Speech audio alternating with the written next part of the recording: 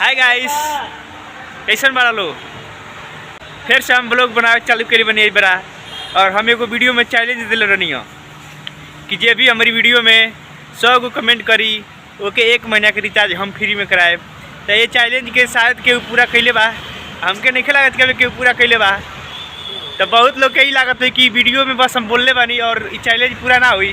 तो ना, तो लोग कमेंट करा लो वीडियो के और चैलेंज के पूरा हम करब। तो फिर आगे के हमनी के दिखाते हैं। अब तो ब्लॉग बनाल चालू के लिए बनी शुरुआत भाई हमें से। और फिर से बाइक ये हो जाए डेंगू हो गई बा। पहले रात को भई रहा, अब पूना में भइल बा। तो बन रहा हमारी वीडियो में देखा तो ये लो लास्ट ले मजा बहुत आई। और वो चैलेंज के पूरा करा लो तो लोग के रिचार्ज 1 महीना के हम करा के देव।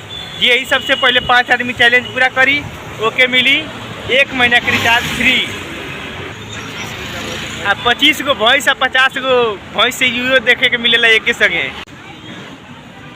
तो गाइस यार, तो लोग की जानकारी खातिर हम बता देते नहीं कि हमारी जो चैलेंज बा ये 3 गो आईडी पर 3 गो चैनल पर बा। पहला नंबर यूट्यूब पे भी बा, इंस्टाग्राम पे भी बा और फेसबुक पेज पे बा। तो सगरी चैनल का हमारे एक के नाम बा विशाल ठाकुर भोजपुरी एक्सपोर्ट। और जल्दी जल्दी जा लो और चैलेंज पूरा कर लो। यही सबसे पहले चैलेंज पूरा करी ओके मिली 1 महीने का रिचार्ज फ्री। और हम बतावल चाहते नहीं ज़्यादा से ज़्यादा कमेंट करे में 20 मिनट लगी। अगर 20 मिनट में केहू 300 रुपया कमा के दिखाई तो क्या हम मान जाए पूरा दिन में पैसा कमाई में 300 रुपया लग जाए 8 घंटा। और हम ही चैलेंज देते नहीं बस 20 मिनट में तो लोग के 300 रुपया जीते के ऑफर। तो यही सबसे पहले 20 मिनट अपन गवाई वो 300 रुपया के हकदार हो जाई।